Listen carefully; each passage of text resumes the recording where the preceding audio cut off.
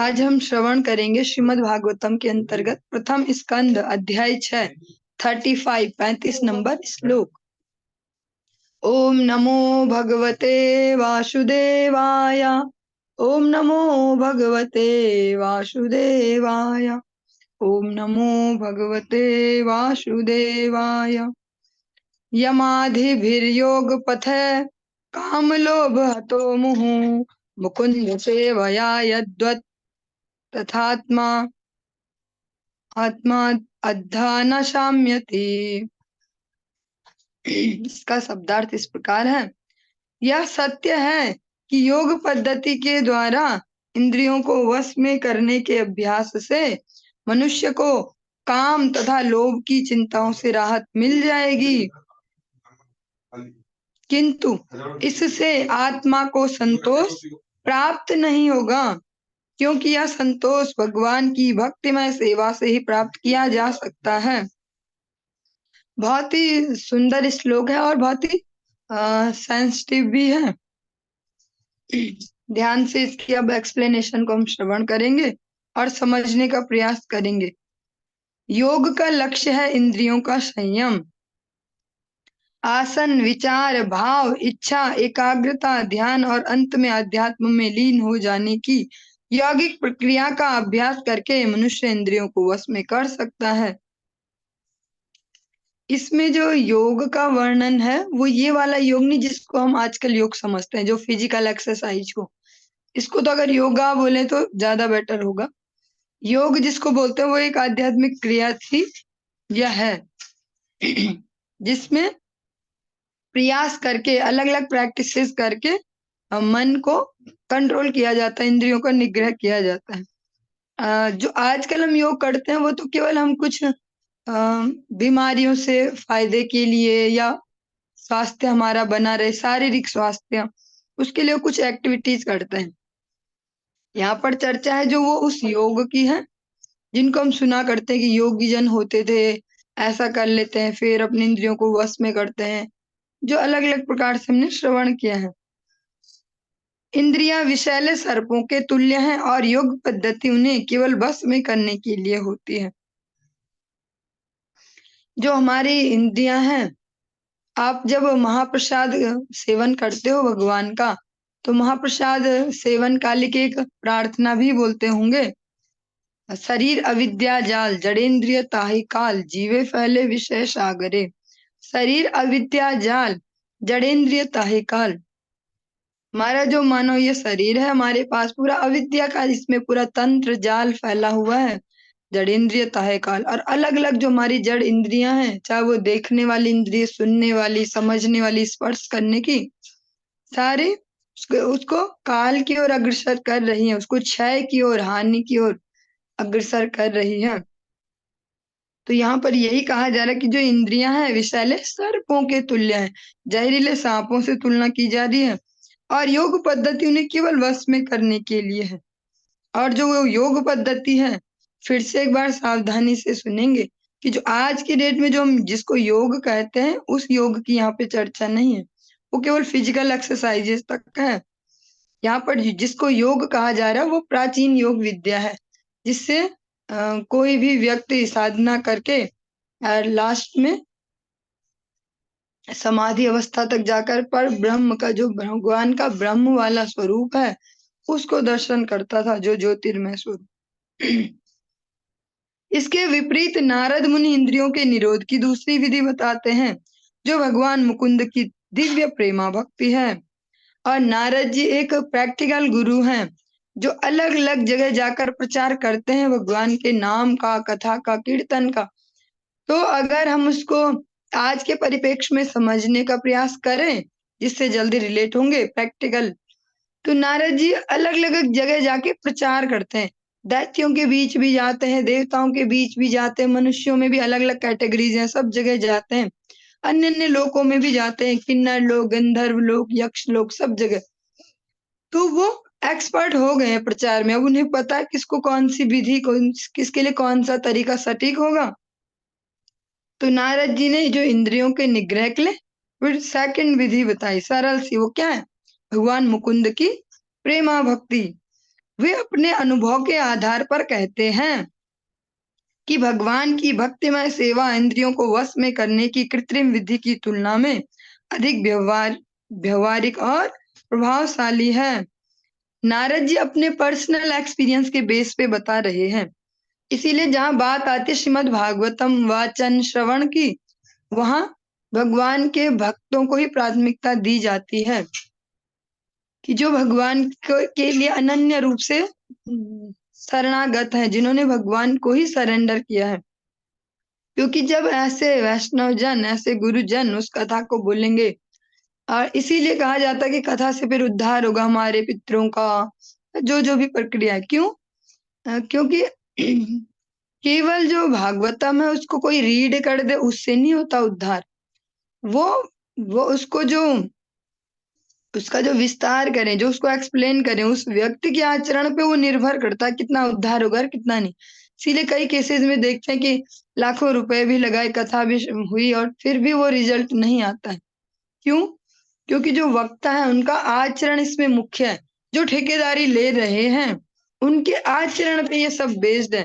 इसलिए कई बार कहते भी हैं कि जो संत कर रहे हैं या अ, जो सरल व्यक्तित्व के संत हैं, भगवान के निष्कपट भक्त हैं, उनको उतने ड्रामाबाजी नहीं आती है कि इतना बढ़िया से शोसेबाजी, और कथा सिंपल से करते हैं।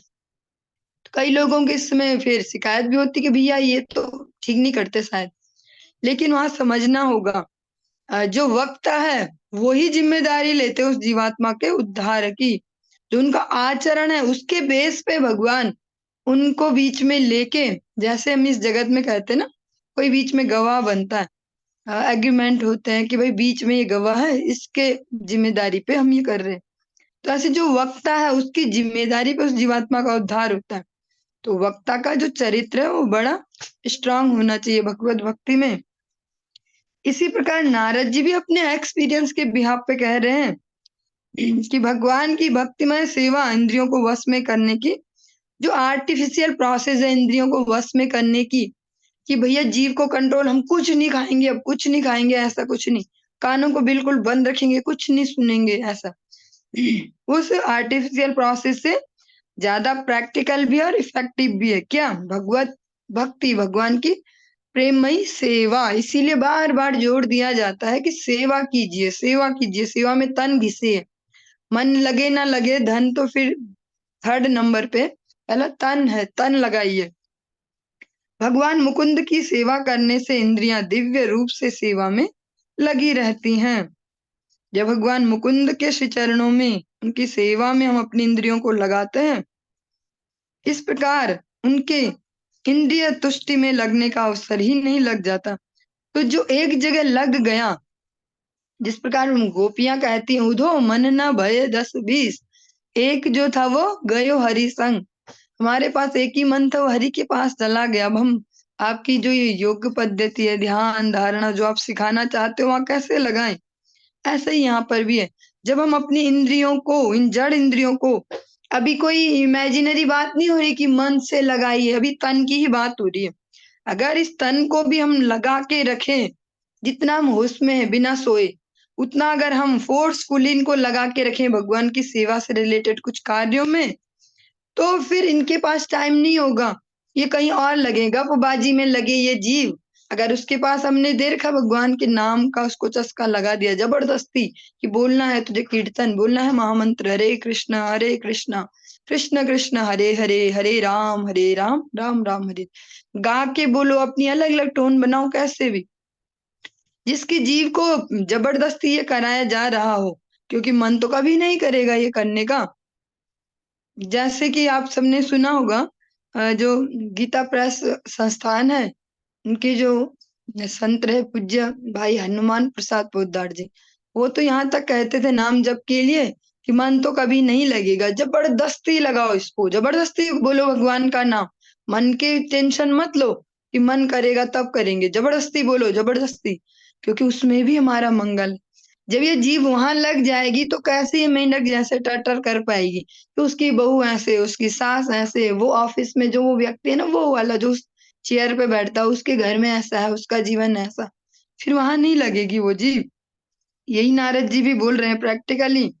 इस प्रकार उनके इंद्रिय तुष्टि में लगने का अवसर ही नहीं रह जाता, ऑप्शन ही नहीं बचता उसके पास कि वो कुछ और कर ले। इंद्रियों को कुछ काम चाहिए, कृत्रिम ढंग से उन्हें रोकना कोई रोकना नहीं है, क्योंकि जो ही भोग का कोई अवसर आता है, त्यों ही सांप जैसी इंद्रियां अवश्य इसका लाभ उठाना चाहती हैं। और ये तो मैं अपने जीवन में खुद से भी प्रैक्टिकली भी देखती हूँ, आप लोग अपने स्तर पर चेक कर सकते हैं कि ऐसा होता ही है। जो हमारा मन होता है ना, कभी भी कोई लेवल ऐसा नहीं है अभी हमारी अवस्थाओं में कि हम सोचे अब सेट हो गए। कोई सोचेगा ये तो माता जी बहुत बढ़िया, या ये प्रभु जी बहुत बढ़िया। वो बहुत बढ़िया वाली स्थिति लास्ट डेट तक भी नहीं बोल सकते, क्योंकि हमारी अलग अलग जो इंद्रियां हैं वो खाली टाइम ढूंढती हैं, कब ये थोड़ा सा फ्री है बस इसका दिमाग घुमाओ। मन निरंतर लगा रहता है, कहाँ से इसको किस बहाने कहाँ लगाओ। जिसको खाना पीना पसंद है उसको उस बहाने फंसाएंगी कि देख ये देख ऐसा खा ले, इसको जो भी। तो बार बार इसको हमें सिंसियरली चेकआउट करते भी रहना होता है। जब भी कोई इच्छा मन में प्रबल हो तो पहला काम, जैसे नारद जी अपने एक्सपीरियंस से बोल रहे, तो ऐसे ही आप देख सकते हैं अपने जीवन में कि जब कोई भी वो प्रबल इच्छा जगे ना कोई कि बस अब ऐसा करना ही करना है, तो समझो कुछ गड़बड़ है। तो फिर तुरंत अपने जहां भी आपका श्री मंदिर हो, ठाकुर जी विग्रह बिठाते हो, वहां जाके दंडवत करो, बोलो ठाकुर जी ऐसी मन में चल रही बार बार इच्छा, अब आप देखो इसको कैसे हैंडल करना है। जैसे ऐसे बोलेंगे ना तो एकदम से वो इच्छा नॉर्मलाइज हो जाएगी।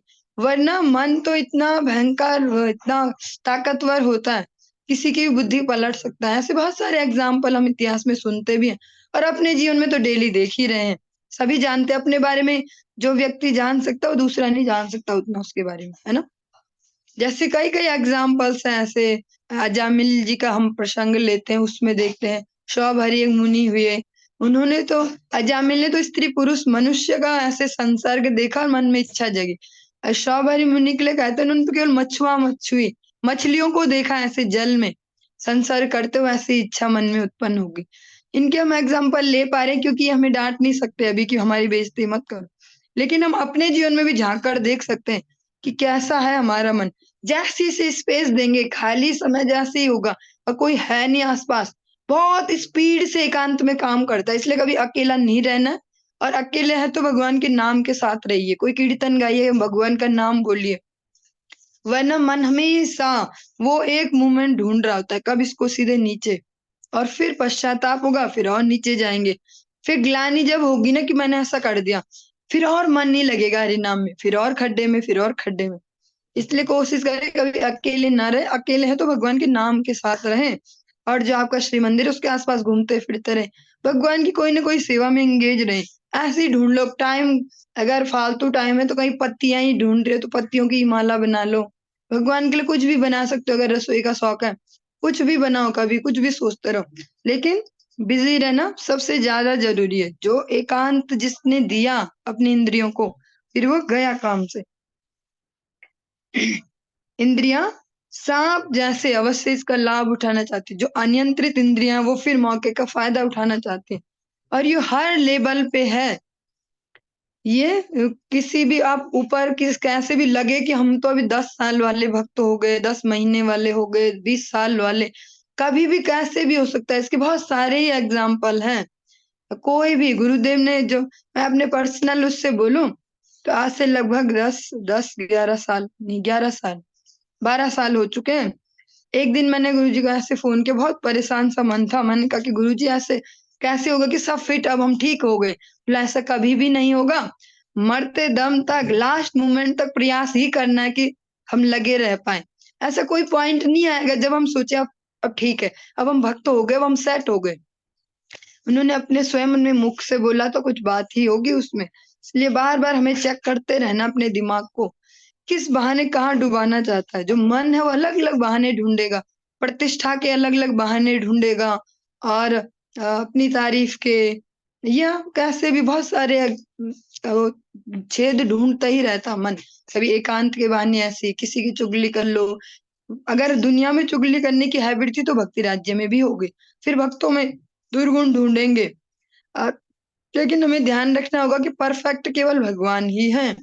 भगवान के अतिरिक्त कोई परफेक्ट नहीं आता, गुणों को ही देखें। क्योंकि जो भी हम ढूंढना शुरू करते हैं, जो हैबिट बनाते हैं, वही हमारे जीवन में आता है। दूसरों के जो जो गुण हम ढूंढते रहते ना, ये ऐसा है वो वैसा है, इसमें ये इसमें है, वो सब हम में आते जाते हैं वो दुर्गुण। इतिहास में ऐसे अनेक दृष्टांत मिलते हैं। चलिए यहाँ पे एग्जाम्पल, अभी हमने एग्जाम्पल लिए थे अजामिल जी का और सौभरी मुनि, लेकिन यहाँ पे एक और एग्जाम्पल है। यथा विश्वामित्र मुनि का मेनका के सौंदर्य पर मोहित होना, इसी तरह सुंदर वस्त्रों से सज्जित होकर माया आधी रात के समय ठाकुर हरिदास को मोहने आई, किंतु वह इस भक्त को अपने जाल में फंसा न सकी। ये बहुत प्रैक्टिकल एग्जाम्पल है, इसको ध्यान से सुनेंगे और समझने का प्रयास करेंगे, क्योंकि जब आप खुद से प्रयास करोगे ना सोच के उसको समझने का, तो अच्छे से जीवन में उतार पाओगे। क्यों सुनोगे सुनोगे उससे केवल कारण विलास होगा। एक एग्जाम्पल है विश्वामित्र जी का, जो पहले क्षत्रिय हैं, जिन्होंने इतना प्रयास किया और ब्राह्मणत्व प्राप्त किया, और इतनी वो तपस्या प्रधान जिनका जीवन कहते हैं, लेकिन उनको भी जैसे जो स्वर्ग से देवताओं ने भेजा उनकी तपस्या को भंग करने, मेनका नाम की एक अप्सरा को, और उनका शील भंग किया। लेकिन इसमें हमारे लिए दो तीन टीचिंग्स हैं। एक तो यही है जो अभी हमारा प्रसंग चल रहा है, लेकिन दूसरी भी है। हम इसको ऐसे नॉर्मली भी नहीं सोच सकते कि भाई मेनका जी आए वो बहुत बढ़िया थी और विश्वामित्र जी फिसल गए, ऐसा भी नहीं है। जिन मेनका की बात हो रही है वो इस जगत की साधारण स्त्री नहीं है, वो वो भगवान की कृतियां हैं। वो ऐसे हम जैसे हार्ड मांस के नहीं है। उनका जो सौंदर्य वो इस धरती पर उसकी एक बूंद भी नहीं दिखती है, या जो उनकी सौंदर्य केवल शकल के सफेद होने को सौंदर्य नहीं कहते, उसमें ओवरऑल होता है। जैसे हम किसी को बोलते हैं कि ग्लो है इसमें, तेज है इसमें, या इसके चलने का तरीका, या इसके बोलने का तरीका, या व्यवहार का तरीका, वो ओवरऑल है। जब भी हम ऐसा सुनते हैं कि ऐसी कोई आई कोई फिसले, उसमें ये नहीं कि शकल देखी उन्होंने साफ सुथरी सी गोरी सी और फिसल गया, ऐसा नहीं। कि सारे गुण होते हैं, ऐसे गुण इस धरती पे मिल भी नहीं सकते। जो ऐसे तपस्वी को भी जो फिसला दे, तो वो नॉर्मल ऐसी लेडी नहीं होंगी कि भैया ये तो विश्व सुंदरी है या भारत सुंदरी, ऐसे नहीं। वो भी समझना होगा। और साथ में इसमें दूसरा जो हमारे अभी जो टॉपिक चल रहा है उससे रिलेटेड, वो अपने दम पे इसको कर रहे हैं, अपने जिसको बोल सकते हैं कि अपने प्रयास से कि मैं बनूंगा ब्राह्मण, मैं दिखाऊंगा वशिष्ठ को कि मैं हूँ ब्रह्म ऋषि, बन के दिखाऊंगा। तो जो इस ताकत से कर रहे हैं ना, जो अपने दम पे चलेंगे, वो हमेशा से वो डूब ही जाएंगे, वो ज्यादा देर तक टिक नहीं पाएंगे। लेकिन इसके साथ साथ जो दूसरा कंपैरिजन दिया है वो है हरिदास ठाकुर का, नामाचार्य श्रील हरिदास ठाकुर।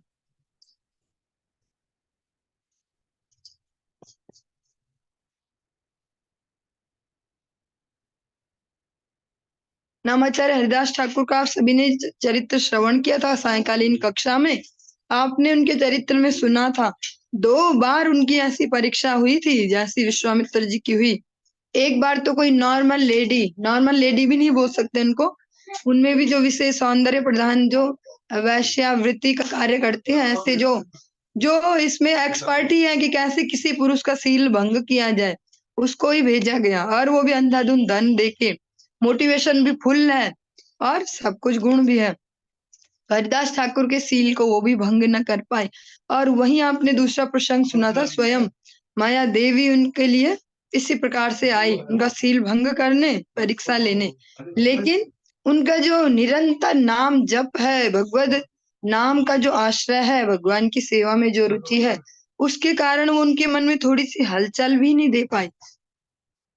एक तो होता है जबरदस्ती खुद को कंट्रोल करना, समझ रहे हैं कि ऐसा कुछ प्रयास हो रहा है, हमें कुछ फील भी हो रहा है, पर नहीं करना भैया, गड़बड़ है, ये गलत काम है। लेकिन हरिदास ठाकुर के केस में ऐसा भी नहीं, थोड़ा सा भी विचलन नहीं है। विचलन होता तो पहले दिन ही भाग जाते वहां से कि भैया इसका भरोसा नहीं है, कब मेरी बेइज्जती करवा दे। हाँ, पहले दिन भाग सकते थे। दोनों केस में वो 3 रात्रि तक वहीं रहे हरिदास ठाकुर, और उन दोनों को ही भगवत नाम में लगाया। तो यहाँ पे 2 हमने एग्जाम्पल सुने हैं, एक तो विश्वामित्र जी का और एक हरिदास ठाकुर का। तो हम स्पष्ट अंतर देख सकते हैं। एक तो है अपने प्रयास से कुछ करना, कि जो हमको बचपन से सिखाया जाता, सदा सत्य बोलो, जीवों पे दया करो, और किसी को दुख नहीं देना, जीव हिंसा नहीं करना। लेकिन जो हमें सिखाते हैं वो भी कितना उसको प्रैक्टिकली अप्लाई कर पाते हैं पता नहीं। और फिर हमें तो कुछ समझ में भी नहीं आता, बचपन से चाहे कितना ही सुनो स्कूल में, घर में। जब हम भगवत भक्ति में लगते हैं किसी वैष्णव की कृपा से, तो नेचुरली हमारे स्वभाव में आ जाता है। फिर खुद से ही मन नहीं करता किसी को हिंसा करने का, चाहे वो वैचारिक भी हो। जब भी हिंसा वर्ड बोला जाए तो ध्यान से सुने। हिंसा केवल यही नहीं, हमने किसी की गर्दन काट दी, हाथ काट दिया, पैर काट दिया।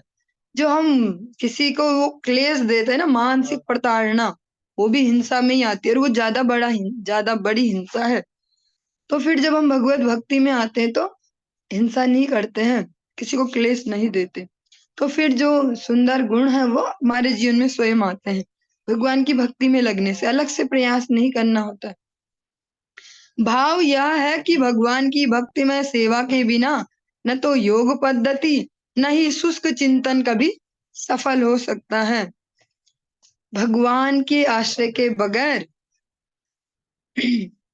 न तो योग पद्धति और न सूक्ष्म चिंतन, न तो हम बैठ के अगर वैसे मैंने शुरू में भी स्पष्ट किया है कि जो योग यहाँ पर चर्चा हो रही वो आज की डेट में होता नहीं है। यहाँ केवल फिजिकल एक्सरसाइजेज वाला योग होता है। तो और एक है शुष्क चिंतन, जो हम खुद से ही समझ लेते हैं। जैसे आप कॉमन पीपल किसी को भी बात करो ना, आप भगवान को मानते हो? हाँ, हम तो मानते हैं, बहुत मानते हैं। हम तो भगवान की मर्जी के बगैर तो कुछ नहीं होता भैया। बहुत मानते हैं, मन में बहुत जगह है, मन में बहुत जगह है भगवान के लिए। तो जो इस प्रकार कहते हैं कि मन से मानते, हम दिल से मानते हैं जी, दिखावा नहीं करते, तो समझना होगा भी वो चिंतन ही कर रहे हैं, तो उससे भी वो रिजल्ट नहीं मिलेगा। आत्म साक्षात्कार प्राप्त करने का सर्वश्रेष्ठ उपाय है सकाम कर्म, ध्यान, योग और शुष्क चिंतन से रंजित हुए बिना भगवान की शुद्ध भक्ति करना। जो ये हमारे आर्टिफिशियल विचार है ना, मन से मानते जी, ऐसे दिखावा करके क्या करना है। तो समझना होगा कि अगर अभी हम दिखावा भी नहीं कर पा रहे, दिखावे के लिए भी तिलक नहीं लगा पा रहे, दिखावे के लिए भी माला जप नहीं कर पा रहे, तो फिर मन मन से भी क्या होगा। क्योंकि अगर मन से ही सब हो रहा होता तो मन से ही हम बच्चों को भी प्यार कर लेते, घर के और परिजन हैं जो भी घर में हैं, या हमारे जो भी रिश्तेदार हैं, दोस्त हैं, उनको भी मन से ही प्यार करते। फिर क्या जरूरत होती बार बार कुछ फंक्शन करने की, या घर में भी सबको टाइम पे सब सेवा करने की। प्रैक्टिकली भैया भूख तो नहीं लगी इनको, कपड़े तो गंदे नहीं है इनका, तो सब तबीयत तो ठीक है, ये क्यों देखना पड़ता है। फिर मन से ही प्यार करते, बहुत प्यार करते हैं हम अपने बच्चे से, बहुत ज्यादा प्यार करते हैं।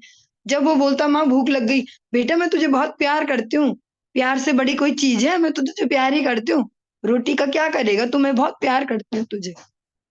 तो ऐसा नहीं होता, वहां तो हमारा प्रैक्टिकल दिमाग चलता है कि भैया पेट रोटी से ही भरेगा, प्यार से पेट नहीं भरता। तो ऐसे हमें भगवत सेवा में भी सोचना है। जब तक हम तन नहीं लगाएंगे भगवान की सेवा में, मन आर्टिफिशियली लग नहीं सकता। पहले तन ही लगाना, इसीलिए तन मन धन बोला जाता है। कभी भी धन मन तन नहीं बोला जाता, पहले बोला जाता तन मन धन। क्योंकि तन लगेगा तो मन लगेगा, और फिर धन फिर खुद ही आता है। फिर जिनका तन मन लग जाता है उनको धन के लिए फिर ऐसे भक्तों को बोलना नहीं पड़ता, बोलना उन्हीं को ही पड़ता है जिनका भी तन नहीं लग रहा होता। उन्हीं के लिए जोर लगाना पड़ता है कि धन भी दो, धन भी दो। जिनका तन लग रहा होता है उन्हें तो पता ही है सारी आफत उन्हें आ ही रही है सेवा में, तो समझ रहे कि धन से थोड़ा कम हो जाती है ये आफत। ऐसी शुद्ध भक्तिमय सेवा दिव्य होती है, और योग तथा ज्ञान की पद्धतियां ऐसी विधि से गौण होती हैं। जब दिव्य भक्ति के साथ किसी अन्य गौण पद्धति को मिला दिया जाता है तो वह दिव्य नहीं रह जाती, अपितु मिश्रित भक्ति कहलाती है। श्रीमद् भागवत के रचयिता श्रील व्यासदेव आगे चलकर क्रमशः इन दिव्य साक्षात्कार की विभिन्न विधियों का विस्तार करेंगे। 36 नंबर श्लोक। सर्वतदितमाख्यातं यत्पृष्टोऽहं त्वया नघ, जन्म कर्म रहस्यं मे भवतश्चात्म तोषणम। हे व्यासदेव, ये शब्दार्थ है अभी इसका। हे व्यासदेव, तुम समस्त पापों से मुक्त हो। इस तरह जैसा तुमने पूछा उसी के अनुसार मैंने अपने जन्म तथा आत्म साक्षात्कार के लिए किए गए कर्मों की व्याख्या की है। यह तुम्हारे आत्म संतोष के लिए भी लाभप्रद होगा। का तात्पर्य श्रवण करते हैं। व्यासदेव की जिज्ञासाओं की तुष्टि के लिए अध्यात्म अवस्था से प्रारंभ करके भक्ति में कार्य की पद्धति की सम्यक विवेचना की गई है। नारद जी ने बताया है कि किस प्रकार दिव्य संगति के द्वारा भक्ति रूपी बीज बोया गया और वह किस तरह मुनियों से श्रवण करने पर धीरे धीरे बढ़ता गया। नारद जी अपने एक्सपीरियंस से बता रहे हैं कि जो बेसिक जहाँ जीरो से मैंने शुरू किया वो प्रोसेस बता रहे हैं। एक तो सबसे पहले किया जिसको भगवान राम अपने तरीके से सबरी जी को बताते हैं, प्रथम भक्त संतन कर संगा कि पहले भक्तों का संग कीजिए, उसी से ही भक्ति का बीज प्राप्त होगा। और वह किस तरह मुनियों से श्रवण कर धीरे धीरे बढ़ता गया। और जो प्रहलाद महाराज जिसको बता रहे हैं नवदा भक्ति, उसमें जो हम पहली भक्ति सुनते हैं श्रवणम कीर्तनम विष्णु, वो फिर वो संग से श्रवण करना होगा। भगवान राम ने जो पहली भक्ति बताई संग करें, फिर प्रहलाद जी जो पहली भक्ति बताते हैं श्रवण करें। इस प्रकार से ये प्रक्रिया शुरू होगी। ऐसे श्रवण से सांसारिकता से विरक्ति उत्पन्न होती है। यहाँ तक कि एक छोटे से बालक ने अपनी एकमात्र संरक्षिका माता की मृत्यु के समाचार को ईश्वर का आशीर्वाद मानकर स्वीकार किया और वह तुरंत ही भगवान की खोज में निकल पड़ा। ये बहुत ही हमारे लिए बोलने में इजी है ये, लेकिन अपने जीवन में बड़ा टफ है। फिर भी समझने का प्रयास करेंगे। जो सही रूप से हम संग करेंगे भक्तों का, ईमानदारी से श्रवण करेंगे और ईमानदारी से ही उसको अप्लाई करेंगे और फिर उसके रिजल्ट्स देखेंगे अपने जीवन में उससे क्या होगा, उससे ही हमारे जो दृढ़ता आ पाएगी हम में सत्य को पचाने की, सत्य को समझने की। वरना आज के जगत में चाहे वो हम सभी क्यों न हो, जो वास्तविक सत्य है उनको पचाने की किसी में सामर्थ्य नहीं है। सभी तो बोल रहे हैं हम रात दिन, कोई किसी का नहीं है, हम केवल भगवान के हैं, भगवान हमेशा से हमारे हैं, भगवान की प्रसन्नता एकमात्र उद्देश्य है। लेकिन अगर झांक कर देखें हम सभी भी अपने जीवन में, तो कितना समय वास्तविकता में भगवान के लिए देते हैं। जो हम भोग भी लगा रहे हैं वो भी इसीलिए तो कि वही फैमिली के लिए बनाना है, हमें भी भूख लगती है। अभी वो भाव भी नहीं है कि कभी दिन भर में एक भी रोटी हम भगवान के लिए ही बनाएं कि ठाकुर जी ये केवल आपकी, हाँ इस पे हमारी नजर नहीं है, ये किसी को नहीं खिलाएंगे, हम आप ही खाओ और फिर हम किसी गैया को ही दे देंगे या किसी को ही दे देंगे। और जब हमारा मन ना भी कर रहा हो तब भी हम बनाए कि ठाकुर जी आपके लिए बना रहे हैं, अभी मेरा पेट तो फुल भरा पर आपके लिए बना रहे। तो ऐसे ही समझना होगा कि जो सत्य होता है वो इतनी जल्दी पचाने लायक तो नहीं होता, पर पचा तभी पाएंगे जब भक्तों के सानिध्य में अच्छे से श्रवण करेंगे बिना मिलावट के, और अप्लाई भी बिना मिलावट के करेंगे। नारद जी के प्रसंग में जो इसका एग्जाम्पल दिया जा रहा है वो इतना छोटा सा बच्चा, एक 5 साल का बच्चा भी सिंसियरली जब श्रवण करता है, सेवा करता है, साथ साथ किया उन्होंने, केवल उन्होंने सुना सुना ही नहीं। अगर आप सुनते ही सुनते हैं और सेवा नहीं करते, ये सावधानी कई बार बोली जा चुकी है। अगर आप केवल सुनते ही सुनते हो, सुनने में ही बढ़िया लगता है, करते कुछ नहीं हो, हाथ हिलाते नहीं हो कुछ भी सेवा में, तो केवल कर्ण विलास मात्र रह जाएगा कि हाँ बहुत बढ़िया बोलते हैं माता जी, बहुत बढ़िया बोलते हैं प्रभु जी, बहुत बढ़िया बोलते हैं गुरुदेव, बहुत बढ़िया बोलते हैं महाराज जी। फिर वो ऐसा होगा, वो हमारे लिए कोई बेनिफिशियल नहीं होगा जब तक हाथ पांव घिसेंगे नहीं सेवा में और दिमाग नहीं चलाएंगे कि कैसे इसको ठीक से कर पाएंगे सेवा को। तो नारद जी ने श्रवण तो किया ही, साथ में सेवा भी की है, इसलिए उसको समझ पाए, वरना 5 साल का बच्चा कैसे समझ जाए। उन्होंने सेवा से ही जो हमारे दिमाग में जिसको बोलते हैं ना, प्रभु जी के शब्दों में बोले तो बारीक बुद्धि और मोटी बुद्धि, तो वो जो मोटी बुद्धि हमारी बारीक होती है सेवा से घिसती है, वो फिर से बारीक होती है, फिर चीजों को सूक्ष्मता से समझ पाते हैं। तो नारद जी ने उसको ठीक से समझा, तब जाके जब उनके जीवन में कोई हमारी दृष्टि से एक प्रतिकूल परिस्थिति आई मनुष्यों के हिसाब से, कि एक अकेला बच्चा है, उसकी एक माँ ही माँ है, कोई रिलेटिव भी नहीं है उनको संरक्षण देने वाला, कोई धन संपत्ति भी नहीं है पीछे से, कोई खाना पका के देने वाला नहीं। 5 साल का बच्चा तो उसको तो सब कुछ ही चाहिए। और हमारे तो इतने बड़े बड़े हो जाते तब भी हम सोचते हैं टॉयलेट में घुसा है तभी आवाज देगा मम्मी आ जाओ, है ना। तो ये सब चीजें प्रैक्टिकल समझने के लिए, भक्ति कोई इमेजिनरी चीज नहीं है कि हम बैठते हैं कहीं पे और सुनते हैं हाँ जी, अच्छा जी, ऐसे और हो गया, फिर वैसी ही दुनिया। भक्ति प्रैक्टिकली अप्लाई करने के लिए ही है।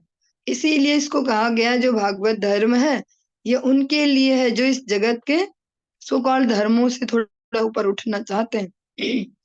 तो वो 5 साल का बच्चा, उसकी माँ जब चली जाती है शरीर छोड़ के, तो वो वहां पे रोता चिल्लाता नहीं है, वो उसको भगवान की कृपा के रूप में एक्सेप्ट करता है कि मेरी माँ चली गई। उसको तुरंत ये टेंशन नहीं होती कि शाम को पका के कौन देने वाला है मुझे, और मैं सोऊंगा किसके पास, मुझे तो नींद भी नहीं आएगी माँ के बगैर।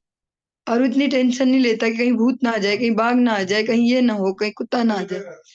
तो कैसे इतना सिंसियर हो गया, समझना होगा ना। इन कथाओं को सुन सुन के ही नहीं होगा, सुनी तो हमने हजारों बार है, समझना भी होगा। वो कैसे समझ लेता कि ये भगवान की कृपा है। और माँ का अंतिम संस्कार उस झोपड़ी में ही कर दिया जो उसकी एकमात्र संपत्ति था। आज के डेट में हमारे पास छोटे छोटे अगर 2-4 कमरे भी हैं तो हमें लगता है कि बहुत बड़े आदमी हम, अपना घर है हम पे। उस बच्चे पे जो अपना घर था उसने वो भी माँ के साथ ही नष्ट किया, और प्रसन्नता से भगवान की कृपा मान के और भगवान की खोज में निकल पड़ा। फिर भगवान से साक्षात्कार करने की उसकी प्रबल इच्छा स्वीकार हुई। यद्यपि सांसारिक नेत्रों से भगवान को देख पाना किसी के लिए संभव नहीं है। और साथ में एक पॉइंट और भी है, जब हम ऐसा सुनते तो बहुत ज्यादा भाव भी आएगा फिर, हाँ यही बात तो है। पर उसका भी फिर ये रिएक्शन नहीं कि हम आर्टिफिशियली कोई स्टेप उठाएं, हम उसको समझें और जो हम कर रहे हैं उसकी क्वालिटी को इम्प्रूव करें। भगवान को भोग लगाते तो उसमें भावना विकसित करें। जो भी हम कार्य कर रहे हैं, किसी से वार्तालाप भी करते उसमें भी उचित भावना भरे कि जिससे भी मैं बात कर रहा हूँ कर रही हूँ, इसको मैं कैसे इसको प्रेम से ऐसा कर सकती हूँ या कर सकता हूँ कि ये कुछ दिन बाद मेरे कहने पे भगवान का नाम जब प्रारंभ कर दे। इस भावना से बात करें, ये नहीं पहले दिन उसके सिर पे ठोक दो कि माला पकड़ चल चल एकादशी कर। लेकिन यहाँ पता होना चाहिए कि इसको मैंने धीरे धीरे कुछ दिन में भगवत भक्ति में लाना है। इस भावना से बात करें तो जैसे जैसे हम अपनी इन सेवाओं को सूक्ष्म करते जाएंगे, इनको इनमें सूक्ष्म बुद्धि लगा पाएंगे, तो उतना उतना हम भगवान की अनुभूति कर पाएंगे, गुरु वैष्णव की कृपा को भी महसूस कर पाएंगे। फिर हमें ऐसा फील नहीं होगा कि हरिनाम में आए इतने साल हो गए वैसी ही जिंदगी है, क्योंकि अभी हमें कुछ और लगता है, बढ़िया जिंदगी की मीनिंग कुछ और सेट की है। लेकिन अगर हम सिंसियरली सुनेंगे और अप्लाई करेंगे तो समझ पाएंगे बढ़िया जिंदगी कौन है, जिसमें जिसको बोलते हैं संपदा विष्णु स्मरणम, जो भगवान का जो स्मरण है वही संपत्ति है वास्तविक। इसको अगर तुलसीदास जी के शब्दों में आप सबने सुना ही होगा, अ, सिल पड़े वह सुख के जो प्रभु हृदय से जाए, बलिहारी वह दुख की जो पल पल नाम रटाए। कुंती जी के जीवन में भी हम ऐसा ही देखते हैं, क्यों बोलती है दुख दो। तो इसको प्रैक्टिकली समझने का विषय है। इसको केवल ऐसे ही नहीं सोच लेंगे बहुत महान है कुंती जी तो दुख मांगती है, समझना भी पड़ेगा कि ऐसे शब्द क्यों बोले उन्होंने। दुख मीन्स जो हम इस जगत में प्रतिकूलता देखते हैं वो है दुख। तो कुंती जी प्रतिकूलता इसलिए मांगते हैं, एक तो प्रतिकूलता में हाई अलर्ट होता है दिमाग में भी, जैसे पता है कि कल कुछ सुबह सुबह हमको ट्रेन पकड़नी है, 4 बजे की ट्रेन है, तो 2 बजे भी नींद खुलेगी, 1 बजे भी नींद खुलेगी, 3 बजे भी नींद खुलेगी कि देर ना हो जाए, देर ना हो जाए, कहीं मिस ना हो जाए ट्रेन, क्योंकि ट्रेन को तो रोक नहीं सकता कोई, ऐसे फोन करके बोल नहीं सकता रुक जा मिल ले। तो ऐसे तो वो प्रतिकूलता इसलिए मांग रही है कि उससे अटेंटिव बुद्धि हो जाती है, ऐसे सतर्क बुद्धि। और भगवत आश्रय उसमें अचानक से बढ़ जाता है, आर्टिफिशियली है जैसे समझो, ऐसे खूब बढ़ जाता है, बस भगवान आप ही हो, भगवान आप ही हो। जब डेंजर जोन में जाते हैं तो हमको भगवान का स्मरण इतना तीव्र हो जाता है, ये ठाकुर जी बस बचा लेना, ठाकुर जी आप ही हो, राधा रानी आप देखना, ऐसे ऐसे। तो वो इसलिए मांगते हैं विपत्ति, जिसको इस जगत में विपत्ति कहते हैं उसको भक्त इसलिए मांगते हैं क्योंकि उसमें हम फोकस्ड हो जाते, फोकस जो हमारा होता है ना बढ़ जाता है, ऐसे फोकस हो जाता है बस ऐसे। इसलिए मांगते उसको प्रतिकूलता को, वरना उनका दिमाग खराब है जो बोलेंगे भगवान से विपत्ति दे दो। विपत्ति रूपी जो वो अवसर मांग रहे हैं वो इसलिए, क्योंकि जो भी करने वाले लोग हैं, जो कर्मठ है, जिनको कुछ करना है, तो वो चैलेंज ही मांगते हैं जगत में भी। मटेरियल वर्ल्ड में भी ऐसा ही है। उनको ही तो हम सांसारिक रूप से भी बड़ा कहते हैं, जिनका हम सुनते हैं ऐसा हुआ तब भी उन्होंने ऐसा दिमाग चलाया, देखो ऐसी परिस्थिति में भी। या बड़ी-बड़ी एमएनसीज में भी देखते हैं, हायर पोस्ट पे वही लोग हैं जिनकी डिसीजन मेकिंग होती है। प्रतिकूलता में भी बढ़िया डिसीजन ले ले, उतनी अच्छी उसकी सैलरी, है ना? मेहनत की ऐसे जो गधा वाली मेहनत है उसकी सैलरी नहीं होती इतनी ज़्यादा। तो सूक्ष्मता आती है भगवत भक्ति से। उन्होंने भी बताया, नारद जी भी बताते हैं, शुद्ध दिव्य सेवा करके मनुष्य किस प्रकार संचित कर्मों के फल से छुटकारा पा सकता है और किस प्रकार उन्होंने इस भौतिक शरीर को ही आध्यात्मिक शरीर में परिणत कर लिया। और अगली लाइन, जो हम सभी की एक प्रधान समस्या भी होती है या मेन सीन होती है जीवन में, कि बाकी सब सेट है ना, बस ये पेंच ऐसा फंसा है हमारी जिंदगी का, ये ठीक हो जाए तो। सबके जीवन में एक पेंच फंसा होता है, ये सबके जीवन में। वो एक-एक पेंच क्यों फँसा है? हमारे जो संचित कर्म है उनकी वजह से। तो जब हम एक्सेप्ट कर लेंगे कि हमारे ये जमा किए गेहूँ हैं, हमें खाने ही होंगे और हम आगे के लिए तो साफ-सुथरे जमा करें और फिर भगवान की अच्छे से सेवा करें, तो वो पुराने गेहूँ जल्दी निपटा देंगे भगवान। क्या पता कोई आ जाए उनको बाँटने वाला भी, या कोई तरीका ही हो जाए। तो संचित कर्मों से छुटकारा भी अगर पाना है तो भगवत सेवा में, हरि गुरु वैष्णव सेवा में जितना रत होंगे, जितना लग के सेवा करेंगे, उतना वो सब भी मिट जाएगा। और फिर नारद जी के तो केस में ये कि उन्होंने इस भौतिक शरीर को ही आध्यात्मिक शरीर में परिणत कर लिया। कि जैसे कई भक्तों के जीवन में आपने सुना ही है, मीराबाई साक्षात द्वारिकाधीश में समा गई। कैसे पॉसिबल है ये? अगर हम भौतिक दृष्टि से सोचें, एक जिंदा मनुष्य जिस पे हड्डी, मांस सब कुछ है, एक है, मतलब 50-60 किलो का एक शरीर है। मोटी तो नहीं रही होंगी, हम समझ सकते हैं, क्योंकि इतनी चिंता में भगवान की और जो भी है भक्ति में है, तो फिर तमोगुण जमा हो नहीं सकता शरीर में। तो वो जितना भी हो 50-55 किलो का शरीर, और वो एक जिसको बोले कि शिला का या धातु का विग्रह है। अगर फिजिकली ऐसे भी देखिए मटेरियल दृश्य, कैसे घुस सकता है एक मांस का कोई पिंड किसी पत्थर में या किसी धातु में घुस कैसे गया? लेकिन ये हुआ है। तो ये कैसे हुआ? क्योंकि भगवान का भी जो विग्रह है वो मूर्ति नहीं होता है, भगवान का विग्रह है। भक्तों की विशेष प्रार्थना पे वैदिक जो रीति रिवाज है उनको अवलंबन करके भगवान को उसमें बुलाया गया है। तो अब वो पाषाण नहीं रह गया, वो धातु नहीं है, वो है विग्रह। और जो भक्त है वो भी निरंतर भगवान के स्मरण में है, तो उसमें भौतिक कोई गंदगी शेष नहीं रह गई है। वो दिख हमारे जैसा है, लेकिन निरंतर स्मरण भगवान का कर रहा है, तो भगवन्मय वैसी दिव्य देह हो जाती है। इसलिए ये पॉसिबल है कि मीराबाई इसमें घुस गई। ऐसा निवासाचार्य प्रभु के, श्री श्यामानंद हाँ, निवासाचार्य प्रभु के केस में भी आपने सुना था। वो अपने 7 जनों के साथ जो खीरचरा गोपीनाथ है वहां वो प्रवेश कर गए और किसी को कोई अंश भी नहीं मिला। ऐसे कुछ दिन पहले आपने प्रभु जी से एक भोलेनाथ की एक भक्त की कथा सुनी थी कि वो एक छोटी सी बच्ची है, किशोर अवस्था की, 14-15 साल की, और यवन लोगों ने आक्रमण कर दिया, तो क्या करे? तो भोलेनाथ को प्रार्थना करी, भोलेनाथ का जो वो विग्रह है, लिंग विग्रह, वो खुला, उसमें ही समा गई। तो ये विशेष परिस्थितियों में होता है, जब भक्त का उतना तादाद में हो गया। अच्छा, इसका एक और एग्जाम्पल ले सकते हैं, जो भगवान ने मुझे बचपन से खूब ऐसे प्रैक्टिकली खूब दिखाया। ऐसे गांव में रहे, बहुत सारे एक्सपीरियंस ऐसे हुए। अब वह हमारे पड़ोस में कोई माता जी पालती थी, वो शायद कीड़े होते हैं, रेशम के कीड़े, जो हम रेशम के कपड़े इतने महंगे-महंगे खरीदते, बहुत बढ़िया। तो वो जिससे बनता वो प्रोसेस मैंने देखी है बचपन में, वैसे ही खुद से। छोटे-छोटे कीड़े होते, इतने काले-काले से छोटे। फिर उनको धीरे-धीरे शहतूत की पत्तियाँ, वो मलबेरी जिसको कहते हैं, उसकी पत्तियों को बारीक काट-काट के वो चारा डाला जाता है। फिर वो खा-खा के धीरे-धीरे बड़े होते जाते हैं। महीने में 1 दिन वो भी व्रत रखते हैं, उनकी खासियत ये होती है इन कीड़ों की। 1 दिन वो भी व्रत रखते हैं, पता नहीं कौन-सा दिन होता, पर देखा था। 1 दिन वो भी नहीं खाते थे वो पत्तियाँ। धीरे-धीरे वो बड़े होते हैं खूब बड़े हो जाते हैं, ऐसे मोटे से, और येलो कलर के हो जाते हैं। बोलते थे कीड़े पक गए अब। वो बड़े होके फिर वो धीरे-धीरे अपनी चारों ओर कुछ आवरण बनाते हैं। आवरण बनाने की गोली बना लेते हैं ऐसे, ओवल जैसी, सर्कल नहीं, ओवल जैसे ऐसे। और ऐसे ही वो गोली बना के और बोलते हैं अब ये गोलियाँ बन गई। और एक तो जो अगर नेचुरल प्रोसेस है कि कहीं जंगल में या कहीं खुद से हो रही है, तो वो उसको अंदर ही अंदर वो तितली का चिंतन करते वो कीड़ा तितली बन के उसको फाड़ के बाहर निकल जाता है, तितली हो गया। और जो रेशम की प्रक्रिया है वो तो थोड़ी डिफरेंट है। उन फिर वो जो गोले हैं, उन सबको उबाला जाता है गर्म पानी में, फिर रेशम लिया जाता है, वो दूसरी प्रक्रिया है। पर जो हम भाई हमारा मोटिव है वो उसको काट के वो बाहर निकल जाता है, वही कीड़ा तितली भी बन गया। उसका चिंतन करके। तो ये एग्जाम्पल तो फिट तो नहीं हो रहा, पर समझने के लिए थोड़ा ईज़ी हो जाता है। तो ऐसे जो भक्त है, वो दिन-रात भगवान का चिंतन करता है, किसी भी बहाने।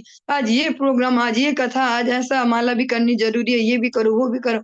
रात-दिन उसी दुनिया में घूम रहा है, उसी चिंतन में, हरि गुरु वैष्णव के निकट, साथ-साथ सुनते भी जा रहा है उनकी महिमा।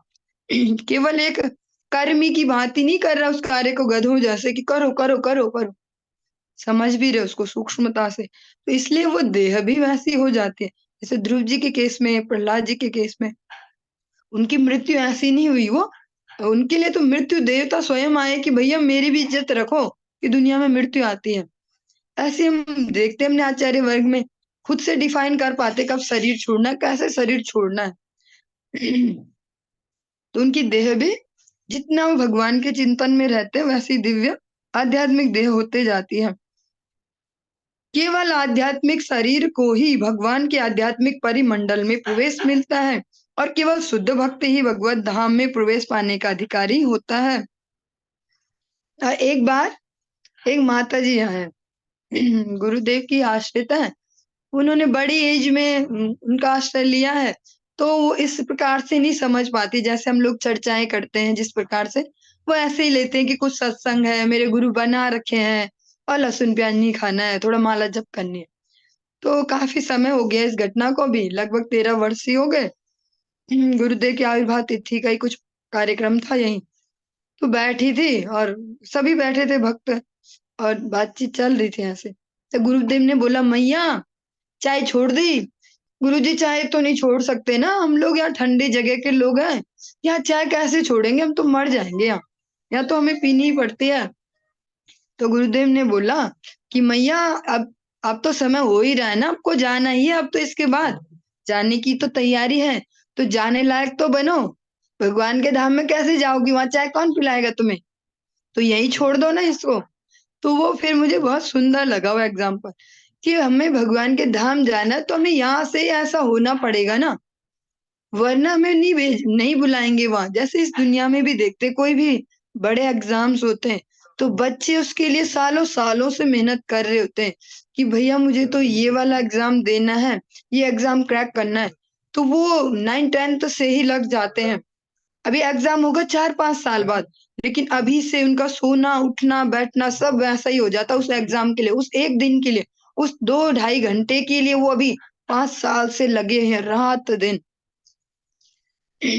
तो वो इसको ही फिर हमें यहाँ भी समझना होगा कि हमें अगर भगवत धाम जाने की इच्छा रखते हैं, तो वो आर्टिफ़िशियली पूरी नहीं होने वाली कि हमने हरिनाम दीक्षा ले ली, ब्राह्मण दीक्षा भी हो गई गुरुजी की अकारण करुणा से, और साल भी तो हो गए हमें, 20 साल हो गए, हमें 10 साल हो गए, 5 साल हो गए, हमें 1 साल हो गया हमें।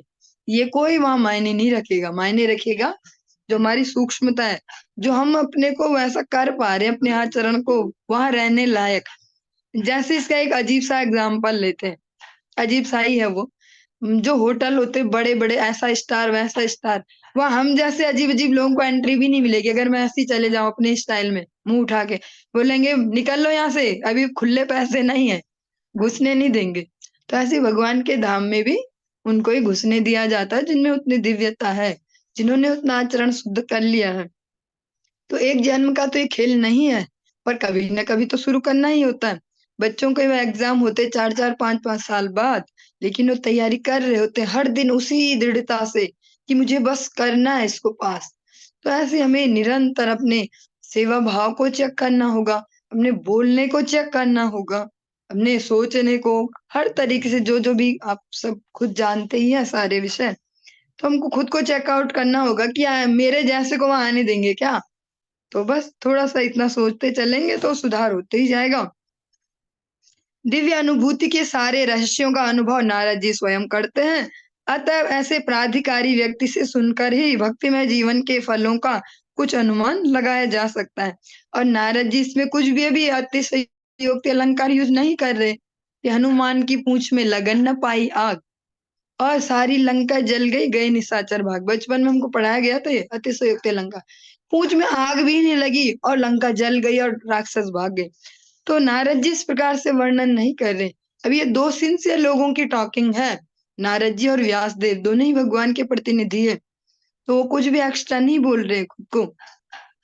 तो नारद जी अपने पूरे एक्सपीरियंस से बता रहे हैं, ये प्रोसेस मैंने फॉलो की, इससे ये रिजल्ट मिला है।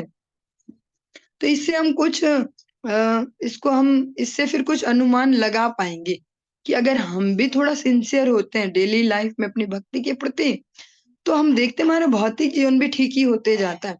ठीक होने का मतलब बाकी लोगों को हमसे कम समस्या शुरू होगी, हम डिसीजन अच्छे से ले पाएंगे, ज्यादा जीवन को फैलाने की बजाय समेटना शुरू करेंगे कि भैया जाना ही तो जाने से पहले पैकिंग कर लो।